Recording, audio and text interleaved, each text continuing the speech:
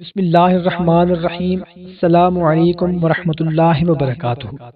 بھائیوں اور میری پردے میں رہ کر سننے والی بہنوں، امید کرتا ہوں آپ سب لوگ اللہ کے کرم سے ٹھیک ہوں گے۔ دوستو، سب سے پہلے ہم لوگ دعا کرتے ہیں کہ جن بہن بھائیوں کی شادی کی عمر ہونے کے باوجود کسی اچھی جگہ رشتہ نہیں ہو رہا، یا جہاں وہ چاہتے ہیں کہ شادی ہو وہاں پر کوئی مسئلہ آ رہا ہے، تو یا اللہ ان سب کی تمام مشکلات دور فرما دے، آمین۔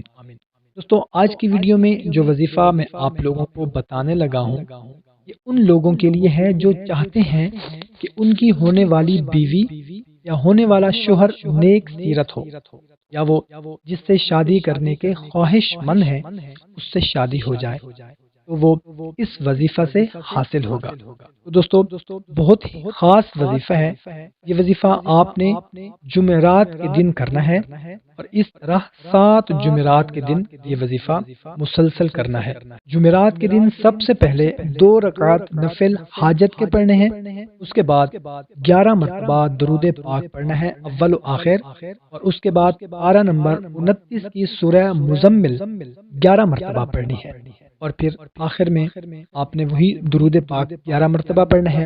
اس عمل کی اجازت اور مزید مشورہ کے لیے کمنٹ کریں، اور اس کو صدقہ جاریہ سمجھ کر شیئر کریں، اور جب بھی دعا کریں تمام امت مسلمہ کے لیے دعا کیا کریں۔